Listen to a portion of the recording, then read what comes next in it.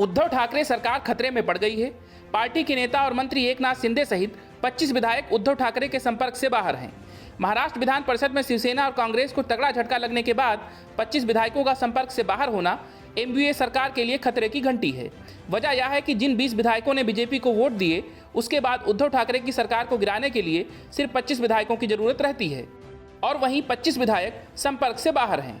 सूत्रों का कहना है कि सभी 25 विधायक सूरत के एक 5 स्टार होटल में ठहरे हुए हैं। सूत्रों की माने तो इन सभी विधायकों ने शाम 7 बजे सूरत के लिए एक चार्टर्ड फ्लाइट से उड़ान भरी।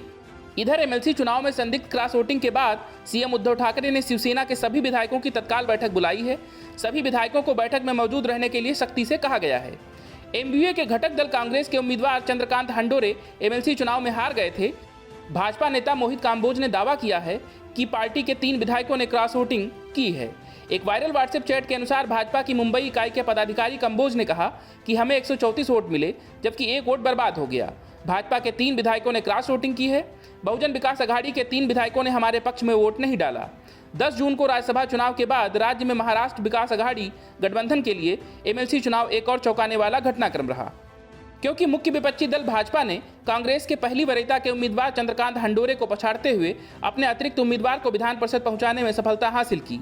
राज्यसभा चुनाव में भी महाविकास अघाड़ी गठबंधन को चौंकाते हुए भाजपा ने अपने तीसरे उम्मीदवार धनंजय महादिक की जीत सुनिश्चित की थी। शिवसेना के संजय पवार को हार का सामना करना पड़ा था। एनसीपी प्रमुख शरद पवार ने इसे देवेंद्र फडणवीस का करिश्मा करार दिया था। महाराष्ट्र विधान परिषद के चुनाव में भाजपा के सभी उम्मीदवार संख्या बल की कमी के बावजूद चुने गए हैं, जबकि एमवीए को भी 5 सीटें मिली हैं। 10वीं सीट के लिए मुख्य मुकाबला कांग्रेस के भाई जगताप और भाजपा के प्रसाद लाट के बीच था।